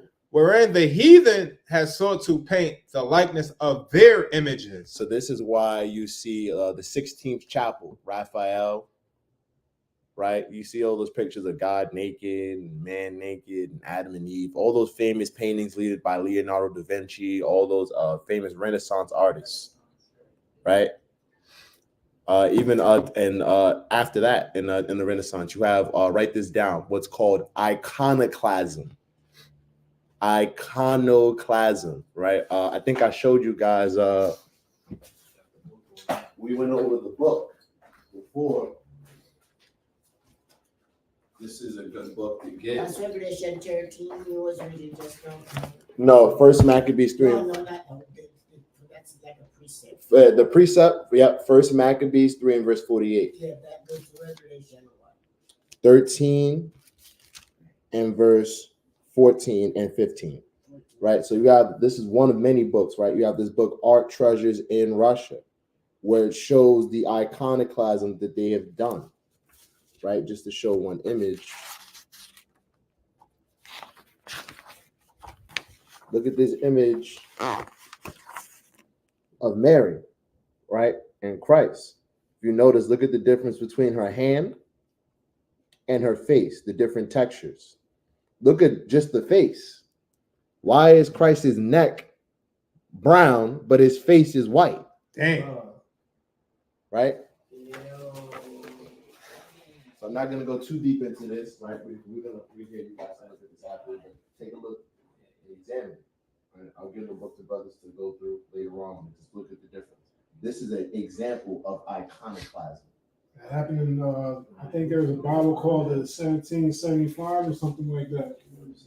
When a Bible that was written in 1775, you could see them shading out the brownness for white. You see people that are That's what you. they were half white on one side of the picture, and then it was brown. Like they tried to make it seem like a shade. And then the more they came into the light, the white man's doctrine, the more they became whiter skin through the years. And that's I why think it's the Bible of 1775. Right. and that's why when people keep bleaching. Yeah. And this is what it said. They worshiped the beast and they were deceived. Right. Think about, like, I'm glad you said, in the Caribbean, people bleach their skins. In the South, people bleach their skin. If you have straighter hair, they say you got good hair. Right. You know, we harp on our sisters who are darker, right? The brothers who are darker, right? We've learned to hate ourselves because we have been deceived, right? Right. Right. Hold up. Let's get back to it. I want to get through this, right? Because I know we don't got. Because I'm gonna spend some time explaining the mark, right? Read on. That they should make an image to the beast, which had the womb by the sword to live. Verse 15. And he had power to give life unto the image of the beast, that the image of the beast should both speak and cause that as many as would not worship the image of the beast should be killed. So this is that Antichrist, right? So this is, write this down. Pope Alexander VI. He is the one that issued the decree that his son, Caesar Borgia, should be depicted as the image of Christ. Right? And that is that Antichrist, right? Was it son? Yes. They was like the first crime mob, whatever. Mafia. Mafia. Same Mafia. thing. Right. I'm gonna bring out a lesson on that. Right. So just get a quick precept to show. Give me 1 John 4 and verse 2. 1 John 4 and verse 2. I'm going to read to 3. 1 John, verse 4. I'm Mhm. in chapter 4. Yes, sir. Verse 2. 2 to 3. 1 John chapter 4, verse 2. Hereby now ye the Spirit of God. Every spirit that confesseth that Yahushua Mashiach is come in the flesh is of God. So this is talking about they believe he came in the flesh, that he's a black man. They believe on him and his depiction as stated in Daniel 10 and verse 5 and Revelation 1 and 14 and in Revelation 3. Read on. And every spirit that confess that not that Yahushua Mashiach is come in the flesh is not of God. Right? And this is that spirit of Antichrist. So this is what he's saying. Right? So people, because remember what they'll say, oh, well, it's the white image. He was the Virgin Mary and the Immaculate Conception, and they give you that Greek doctrine, that Immaculate Conception, a doctrine that, think about it, God made a law that said do not commit adultery, but God committed adultery with Joseph's wife. Madness. That don't make sense. The Lord is not the author of confusion, right? And when you look into this Greek word flesh, right, in the context, it means born of a natural generation. There you go. There you go. If you think that he came from the spirit and not of the flesh, then you are the Antichrist. Yep. Right. You have right. That's what it Read is. Oh, my fam, I'm gonna just talk from the side. Every spirit that confess not that Yahweh Shai Mashiach is come in the flesh is not of God. And this is that spirit of Antichrist. You're going against the Bible. Whereof you have heard that it should come. And even now already is it in the world. So why is it powerful that what captivity was John in? The Roman captivity. He said it's already in the world. So there were already people saying that they're Christ and saying, but he said is now already in the world, prophesying of Pope Alexander VI and Caesar Borgia. Let's get back to Revelation. Told you we're getting into some meat today. So the Antichrist has been always in the world ever since Esau was damn born, right? Yes, sir. Revelation 13, read verse 15 again, or 16? Start over for 15 again. And he had power to give life unto the image of the beast, that the image of the beast shall both speak and cause that as many as would not worship the image of the beast should be killed. And he calls all, both small and great. So small and great, meaning rich countries, poor countries, and poor, free and bond. So poor people, rich people, free people, slave people, to receive a mark in their right hand or in their foreheads. Right now, hold on. Now you'll hear a lot of times the mark of the beast is that chip. You know what you gotta give me a precept that shows a microchip. Give me a precept. And remember, precept must be upon precept, line upon line. It must be give me biblical proof that the microchip, the mark of the beast is sin. The receiver mark in there, you act on sin, and in your forehead, you believe in a false doctrine, right? We're gonna give you a very quick precept explaining the mark of the beast. Give me Job 11 and verse 14. Let me bring this out real quick. So let's go to Revelations chapter 17, verse 4 and 5. Oh, you're gonna speak. I was gonna get to that. It's the foundation. Revelation 17, verse 4 and 5. And the woman, this woman is America, okay, was arrayed in purple and scarlet color. So that purple and scarlet represents rulership. And decked with gold and precious stones and pearls, having a golden cup in her hand, full of abominations and filthiness of her flesh. So these are sins. And what? Read the next verse. Verse 5. And upon her forehead. So this is just like the mark in her hand. She has the mark in her hand and the mark in her forehead. Was a name written, Mystery Babylon the Great, the mother of harlots and abominations of the earth. Now, why is it called Mystery Babylon? Because to the unlearned scholars, to the non-Israelites, even some camps, who is the whore? What is the mark? Right? But we got to break this down. Precept must be upon precept. So with the hand, right? That means you support, right? And you agree with all the abominations they push, right? Or the fornication they push on us, right? You agree that it's cool for a man to be a woman, right? You cool with Dwayne Wade's son, right? Transformer, right? You cool with the actors wearing dresses, right? You cool with this world eating unclean food, right? It's okay to have threesomes, right? It's okay to go on a strip club, right? Throw money in and whatnot, right? And that forehead is that you was deceived by believing it. That was okay. It's okay to go to church on Sunday. It's okay to celebrate Christmas. It's for the kids. Halloween. It's okay to dress up. Right, we just having fun. Easter. I'm gonna paint these eggs. I'm gonna pray to the fertility goddess. Right. Give me Colossians 2 and verse 8 before I get All there. right, you believe that you believe that Trump can make America great again. There you go. Give me Colossians 2 and That's verse what 8. he says, man. Right. He said it the first time, the second time. Right. It's great, but it's gonna make it greater. Right. But hold on, because we almost done. I want to get through this. Colossians 2 verse 8. Beware lest any man spoil you through philosophy and vain deceit. This is explaining the mark in your mind. Spoil you through philosophy or vain deceit. Because guess what? What follows your thoughts? Actions. This is why it says the mark in your head and in your hand. Your thoughts follow your actions. Read. After the tradition of men, after the rudiments of the world, and not after Christ. Now let's explain the mark. Now another one. Give me Job 11 and verse 14. Oh, Very quick precept explaining. Oh, it's 10 and 14, I believe. 10 and 14? I believe it's 10 and 14. Bless you. Let me check it. It's either 11 and Thank 10. Wow. It's 10 and 14. It's 10 and 14. Okay. Job 10 verse 14. If I sin, If I what? if I sin, then thou markest me. Thou what? Thou markest me. You marked with sin.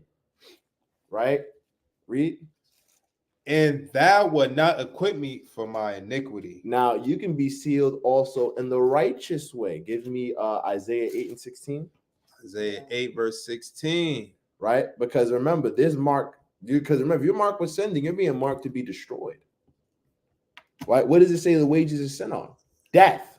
That's Romans 6 and 23.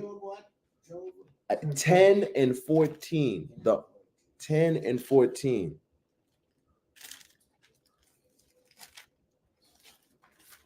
This is the book of Isaiah 8 verse 16. Bind up the testimony, seal the law among my disciples. Right? So seal. Remember, this is spiritual. You're going to be sealed spiritual. You're going to be marked that yes, he's written in the book. He's going to be saved. Right? And this is to give you another precept showing you that the mark is sin. I got one for you. Bring it out. It's the book of Psalms 130. You took it. Yeah, the one I was about to say. That's there. Verse 3. Psalms 130, verse 3. Right? More than two or three witnesses, a matter is established. All right, we're gonna give you a few witnesses. Psalms 130, verse 3. If thou, Lord, shouldest mark iniquities, O Lord, who shall stand? Now give me Job 7 and verse 20. That was Psalms 130 and verse 3. If thou markest iniquity. Now remember, that's why I remember it says you've written in the book or you're blotted out of the book. If I'm writing in the book, what am I doing? I'm marking in it. The names are written and I'm marking sin. Right. And that's righteous. Sin. Righteous. That was 8 in verse 16. That's being marked righteous by righteous works. Right? Give me read that. Right. Job 7 verse 20. I have sinned. Right? What shall I do unto thee, O thou preserver of men? Why hast thou set me as a mark against thee, so that I am a burden to myself? So you see that? So when you sin, you're a burden to yourself, because it tells you in Sirach, you sin, you hate your own life because you are going to sin. And remember, sin, bear with me. Got this precept came to my mind through the spirit.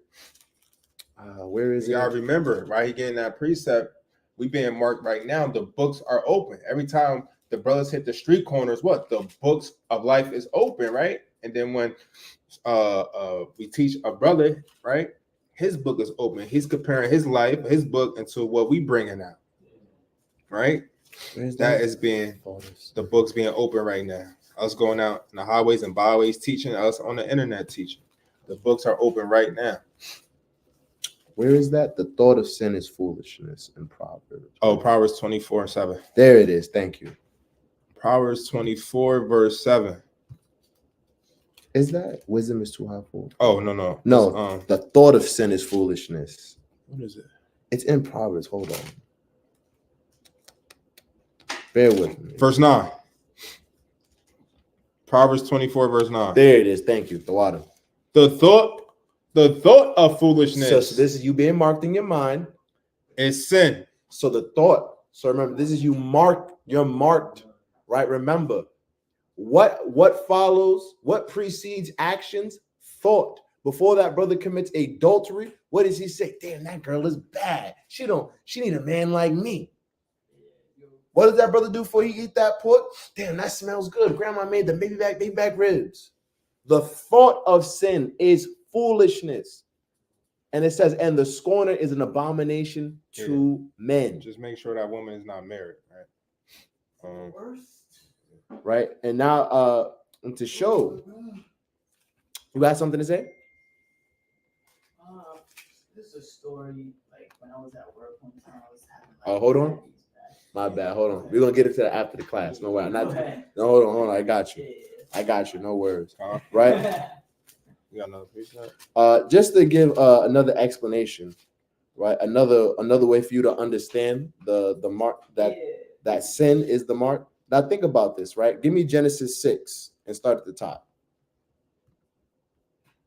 Genesis 6 and verse, because remember, the mark of the beast, meaning sin, and the Lord wanted to destroy the earth, because that's not a new thing.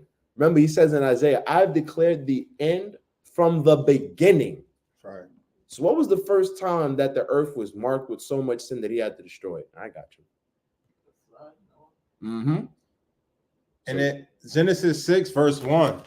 And it came to pass when men began to multiply on the face of the earth, and daughters were born unto them, that the sons of God saw the daughters of men, that they were fair, and they took them wives of all which they chose. Verse 3. And the Lord said, my spirit shall not always strive with man, for that he is also his flesh, yet his days shall be 120 years. Verse 4. Just jump to verse 5. Oh, verse 5. And God saw the wickedness of man was great in the earth. So the sin of man, and every imagination, every thought of the thoughts of his heart was only evil continually. Verse 6. And it repented the Lord that he had made man on the earth, and it grieved him at his heart. So it's not. So remember, this is saying it in a way that we as men can understand it. So it's just the Lord. He saw what we were doing, and it wasn't that the Lord was sitting there crying and grieving, but this is explaining that he was like, yeah, it's done.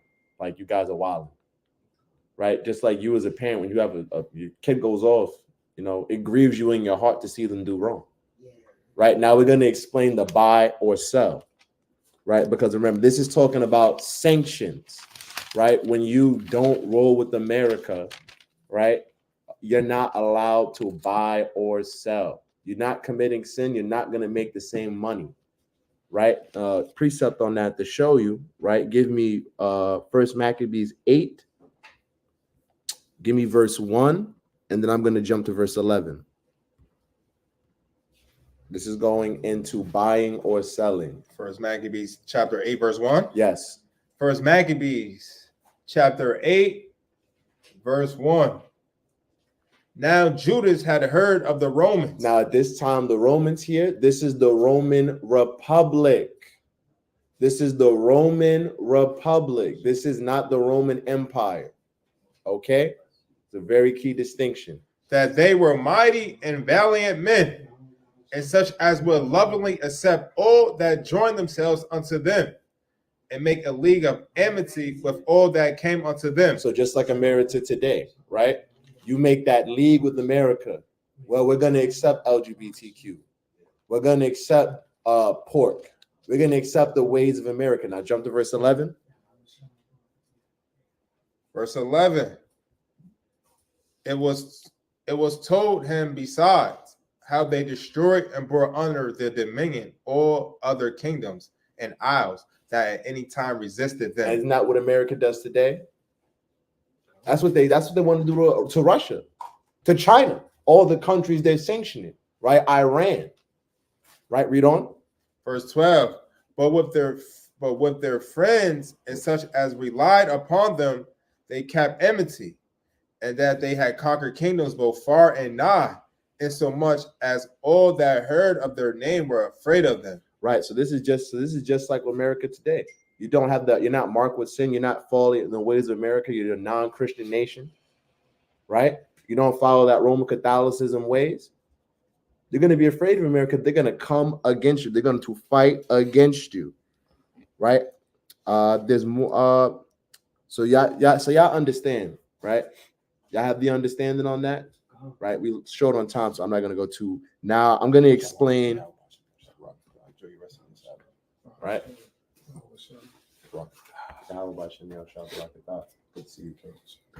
Right, you got to think.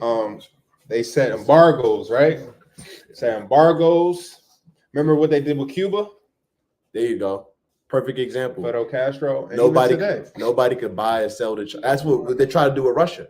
Nobody could buy and sell to Russia. Sanctions. Right, but they've overcome. Now I'm going to explain the 666. Okay, now I'm going to explain why that's there. Read the next verse. Revelations 13:18. Here is wisdom. Let him that have understanding count the number of the beast, for it is the number of a man, and his number is 666. So now first I'm going to explain why he used numbers. Now Revelation 13 verse 18. Now go on Google, right, and search up blasphemy. Right, this is using numbers as a coded message. Right, this was something that was used during Rome, right, and so it was you used it as not that H. That's what 13 and 18. 13 and 18. Now I'm going to explain. Now this you need some historical context. During Rome, you had something called blasphemy. Right, that is ISOPE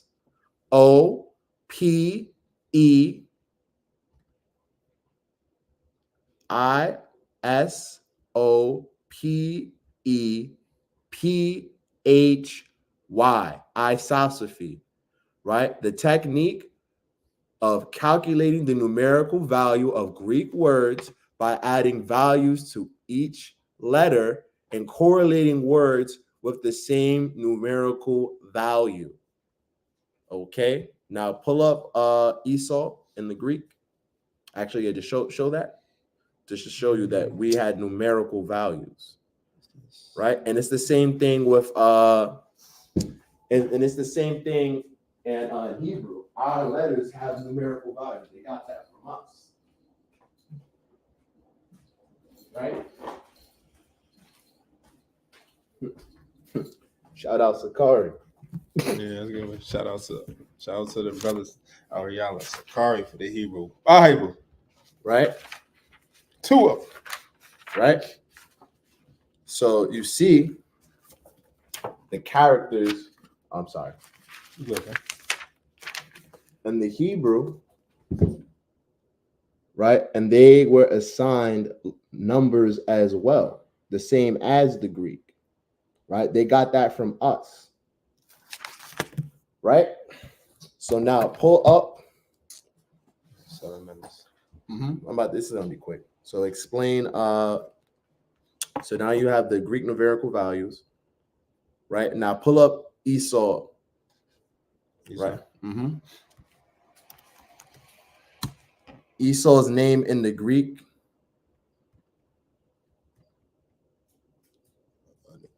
Yep, right there. Right? Hold on. It's a lot. Yeah, Israel, bear with me. Right? I'm going to give you brothers here, I'm going to show you the notes, right? You guys are physically here. Right? So now, his name in the Greek, right? It is Esau. Strong's G 2269, Esau. Esau, okay. Esau. Now, you take each letter, right, and it correlates to a number, right? You have 800 plus 200 plus 1 plus 400. That gives you 100. That gives you 1,401. Then you add 4, we had 1 plus 4 plus 1 plus 1, 2 plus 4, 1 plus 4 plus 0 plus 4. That gives you 6. 6 is a number of destruction. 3 is a number of emphasis. So it says, and his number is 306, 666, right? That's saying that the number, his name is Esau, who was the man of sin, right? And he is to be completely destroyed, right? So that's why he read it coded like that. Remember, John was, he was on the island, he was exiled to the island of Patmos. So when he sends this letter, right? You remember, the Edomites are going to be reading this. So you got to send it coded. So he wrote it like that so they would know what he's talking about. I'll give you guys the precepts on the numbers another time, but that's all I got, right? Hopefully, Israel, you were edified, right? Very deep class, right? Hit the email, right? Hit the chat in case you got any other questions, right? Gather with leadership, gather with learned brothers, people keeping the commandments, right? Just closing precept. Give me Zephaniah 2 verse 1. This is the book of Zephaniah, chapter 2, I'll read it real quick. verse.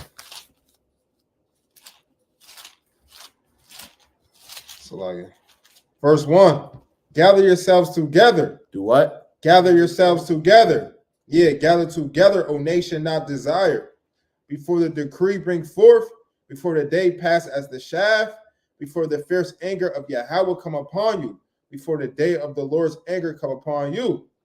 Seek ye the Lord, O you meek of the earth, which have wrought his judgment. Seek righteousness, seek meekness, and it may be you shall be hid in the day of the Lord's anger. Right. And with that, I want to give all honors to Yahweh by Hashem Yahweh Shah, right?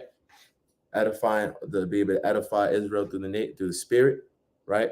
Shalom. Shalom. Oh. Right. And